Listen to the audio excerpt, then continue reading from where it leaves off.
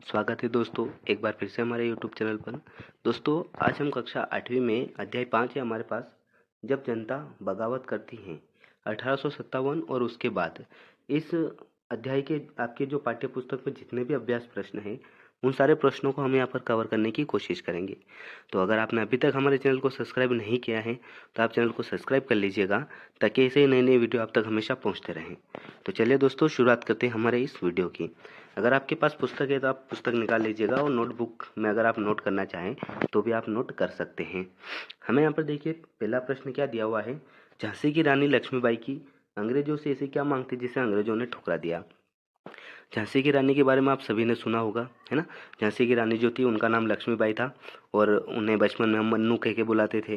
तो जब उनके पति मर गए थे, तो उनका जो दत्तक पुत्र था, उस पुत्र को गोद लिया था, और अंग्रेजों ने उनको पुत्र मानने से मना कर दिया था। तो झांसी की रानी लक्ष्मीबाई ने यही मांग उनसे मांगी थी जिसे अंग्रेजों ने ठुकरा दिया था, है ना। इसका उत्तर देखिए, यहाँ पर शॉर्टकट लिखा हुआ है। झांसी की रानी की मांग जो थी, झांसी की रानी यह चाहती थी कि कंपनी उसके पति की मृत्यु के बाद उनके गोद लिए हुए बेटे को वेद उत्तराधिकारी मान ले। झांसी की रानी ने कहा कि उनके जो पति थे वो मर गए थे, उनकी मृत्यु हो गई थी, तो उन्होंने जो पुत्र गोद लिया था, उन्होंने उस बेटे को अंग्रेज लोग वेद उत्तराधिकारी मान ले। लेकिन अंग्रेजों ने ये मानने से मना कर दिया। अंग्रेजों ने कह दिया कि हम दत्तक पुत्रों को हम आपका उत्तराधिकारी नहीं मानेंगे। अगला प्रश्न है हमारा, ईसाई धर्म अपनाने वालों के हितों की रक्षा के लिए अंग्रेजों ने क्या किया। अब जो आदिवासी या हिंदू धर्म के लोग थे जिन्होंने ईसाई धर्म अपना लिया था, तो उस ईसाई धर्म को अपनाने वाले जो लोग थे उनके हितों की रक्षा के लिए अंग्रेजों ने क्या क्या काम किया था। तो इसका पहला हो जाएगा हमारा, 1850 में एक नया कानून बनाया, जिससे ईसाई धर्म को अपनाना और आसान हो गया। अंग्रेजों ने सबसे पहले 1850 में एक नया कानून बना दिया, जिससे कोई भी व्यक्ति चाहे वो ईसाई धर्म को अपना सकता है। ईसाई धर्म अपनाना आसान हो गया था इस कानून के द्वारा। और ईसाई धर्म अपनाने वाले भारतीयों को अपने पूर्वजों की संपत्ति प्राप्त करने का अधिकार दे दिया।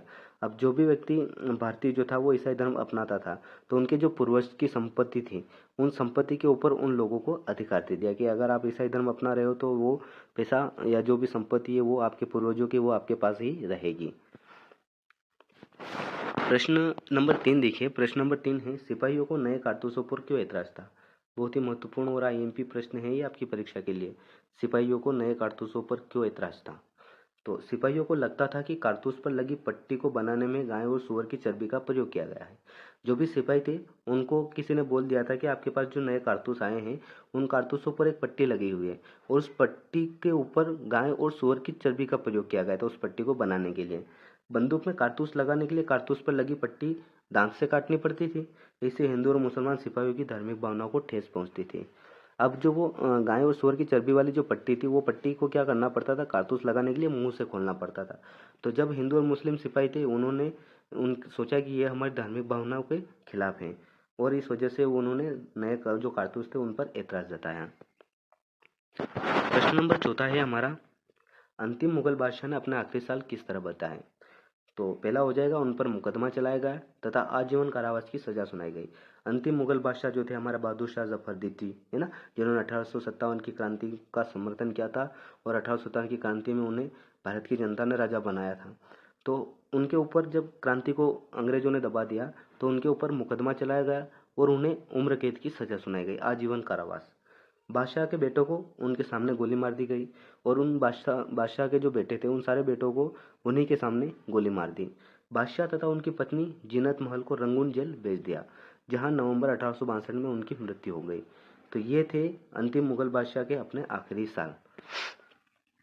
उसके बाद प्रश्न नंबर 5वां जो है हमारा, प्रश्न 5वां हमें दिया हुआ है, मई 1857 से पहले भारत में अपनी स्थिति को लेकर अंग्रेज शासकों के आत्मविश्वास के क्या कारण थे। अंग्रेज लोगों को ऐसा क्यों लगता था मई 1857 से पहले कि भारत में जो उनकी स्थिति है, वो अंग्रेजों के जो शासक थे वो आत्मविश्वास से भर गए थे कि यार हम बहुत ही मजबूत है, ऐसा उनको क्यों लगता था, इसका हमें कारण बताना है। तो अंग्रेजों की सोच थी कि भारतीय सिपाही उनके विश्वसनीय हैं। अंग्रेज लोग ये सोचते थे कि भारत के जो सिपाही हैं, उनकी सेना में जो सिपाही भर्ती हो रखे हैं, वो उनके विश्वास पात्र हैं। वो जो अंग्रेज लोग कहेंगे वही काम वो लोग करेंगे, क्योंकि 1857 से पहले उन्होंने भारतीय सिपाहियों की सहायता से कई लड़ाई जीती थी तथा बड़े बड़े विद्रोह को कुचले थे।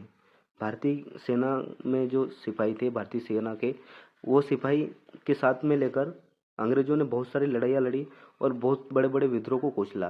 तो अंग्रेजों को ऐसा लगने लगा कि यार ये जो भारतीय सिपाही है, ये अगर कोई दूसरी क्रांति भी होगी, लड़ाई होगी, तो ये हमारा ही साथ देंगे, भारत के लोगों का साथ नहीं देंगे।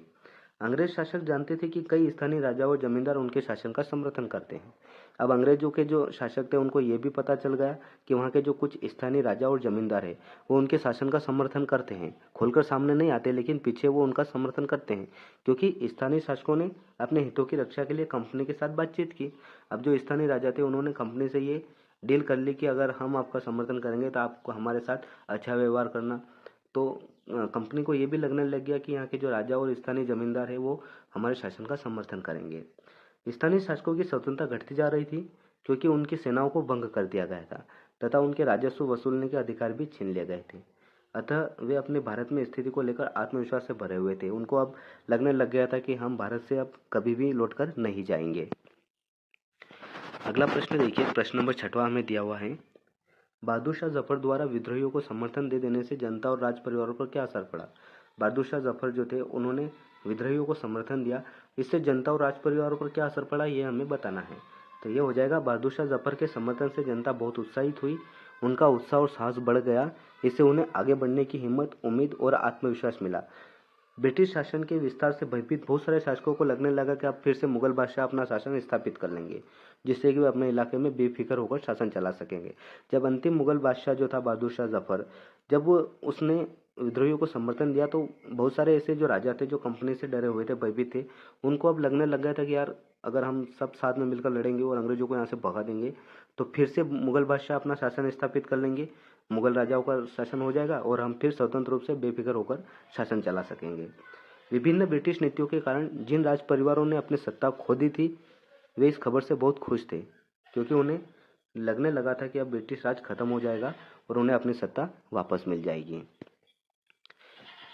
आगे चलते हैं हम, प्रश्न नंबर 7वां है हमारे पास, अवध के बागी भूस्वामियों से समर्पण करवाने के लिए अंग्रेजों ने क्या किया। तो इसका उत्तर होगा, अंग्रेजों ने कुछ भूस्वामियों, राजाओं और नवाबों पर मुकदमे चलाए तथा उन्हें फांसी दे दी। अंग्रेजों ने घोषणा की कि जो भूस्वामी ब्रिटिश राज के प्रति स्वामी भक्त बने रहेंगे, उन्हें अपनी जमीन पर पारंपरिक अधिकार का उपभोग करने की स्वतंत्रता बनी रहेगी। अंग्रेजों ने यह घोषणा कर दी कि जो भी भूस्वामी है वो ब्रिटिश राज्य के प्रति अगर स्वामी भक्त रहेंगे, उनकी बातों को मानेंगे, तो वे अपनी जमीन पर पुराने तरीके से अधिकार वापस उनको दे देंगे और वो स्वतंत्रता उन्हें बनी रहेगी। जिन भूस्वामियों ने विद्रोह किया था, यदि उन्होंने किसी अंग्रेज की हत्या नहीं की है और वे आत्मसमर्पण करना चाहते हैं, तो उन्हें सुरक्षा की गारंटी दी जाएगी और जमीन पर उनका अधिकार और दावेदारी बनी रहेगी। उन्होंने ये भी कहा कि जो भी भूस्वामी थे जिन्होंने विद्रोह किया, कोई बात नहीं, लेकिन अगर उन्होंने किसी अंग्रेज की हत्या नहीं की है और वे फिर भी आत्मसमर्पण करना चाहते हैं, तो हम उन्हें सुरक्षा की गारंटी देंगे, उनके साथ कोई भी गलत व्यवहार नहीं किया जाएगा और जमीन पर उनका अधिकार और दावेदारी पहले की जैसी ही रहेगी। प्रश्न नंबर 8वां देखिए, 1857 के बगावत के फलस्वरूप अंग्रेजों ने अपनी नीतियाँ किस तरह बदली। जब 1857 की क्रांति हुई, उसके बाद अंग्रेजों ने अपनी नीतियों में किस तरह बदलाव किया, वो हमें यहाँ पर बताना है। तो इसका उत्तर होगा हमारा, यहाँ पर देखिए, अंग्रेजों की नीति में बदलाव। ब्रिटिश संसद ने 1858 में एक नया कानून पारित किया और ईस्ट इंडिया कंपनी के सारे अधिकार ब्रिटिश साम्राज्य के हाथ में सौंप दिए। 1857 की क्रांति से पहले जितने भी अधिकार थे वो सब कंपनी के हाथ में थे, लेकिन 1858 में वो सारे कंपनी से अधिकार छीनकर ब्रिटिश साम्राज्य के हाथ में दे दिए गए। ब्रिटिश मंत्रिमंडल में एक सदस्य को भारत मंत्री के रूप में नियुक्त किया गया। ब्रिटेन में जो मंत्रिमंडल था, वहाँ पर एक सदस्य को भारत मंत्री के रूप में नियुक्त किया। उसे सलाह देने के लिए एक परिषद का गठन किया गया, जिसे इंडिया काउंसिल कहा जाता था। भारत के गवर्नर जनरल को वायसराय कहा जाने लगा। 1857 से पहले भारत में एक गवर्नर जनरल होता था और 1858 में जब कानून बनाया गया तो उसके अनुसार भारत का जो गवर्नर जनरल था उसको वायसराय नाम दिया गया। देश के सभी शासकों को भरोसा दिया गया कि भविष्य में कभी भी उनके भू क्षेत्र पर कब्जा नहीं किया जाएगा। 1858 के अधिनियम में अंग्रेजों ने यह कहा कि जितने भी राजाओं का भी हमारे पास जमीनें हैं वो तो रहेगी, लेकिन भविष्य में जब नए राजा जो हैं हम उनके भू क्षेत्र पर कब्जा नहीं करेंगे। भारतीय शासकों को ब्रिटिश साम्राज्य के अधीन शासन चलाने की भी छूट दी गई। सेना में भारतीय सिपाहियों का अनुपात कम करने और यूरोपीय संख्या बढ़ाने का फैसला किया गया। मुसलमानों की जमीन और संपत्ति बड़े पैमाने पर जब्त की गई, क्योंकि 1857 के विद्रोह का कारण मुसलमानों को माना गया। 1858 में जब कानून बनाया तो उन लोगों ने 1857 का विद्रोह का कारण मुसलमानों को माना कि मुसलमानों की वजह से ये विद्रोह हुआ और मुसलमानों की जमीन और संपत्ति को उन्होंने जब्त करना शुरू कर दिया था। आखिरी पॉइंट हो जाएगा हमारा, अंग्रेजों ने भारत के लोगों के धर्म और सामाजिक रीति रिवाजों का सम्मान करने का निर्णय लिया।